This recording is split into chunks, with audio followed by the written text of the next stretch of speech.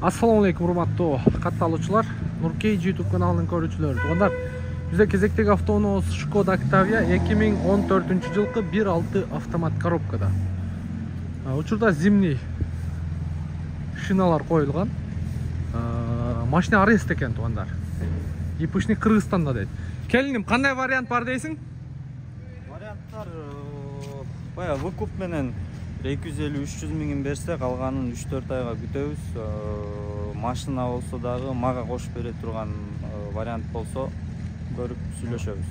Анан наличка болсо аябай эле жакшы түшүрүп беребиз. 470 миң жакшы соода кетип атам, түшүрүп беребиз, если нал болсо.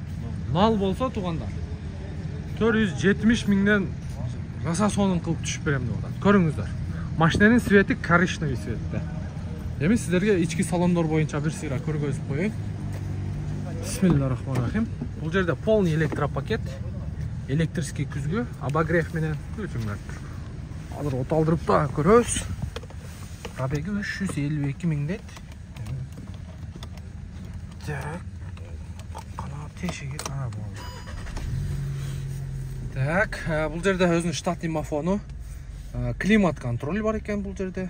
Двухзонный экен болгондо да, подогрев передний сиденья, кондиционер и автомат коробка. Лобовой жактары таза, панель жактары. Так, ички салон боюнча чехолдору бар, ордунда. Көрүп турасыздар. Мындай заводской подлокотник, подстаканниктер менен. Мотор жагын ачып берчи. На Ева коврик дагы бар экен, туугандар. Ну, раса богатый свет, да? Ну, свет.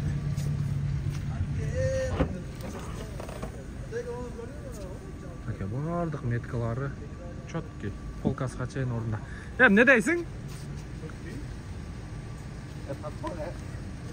Канте эмнейсиң, да?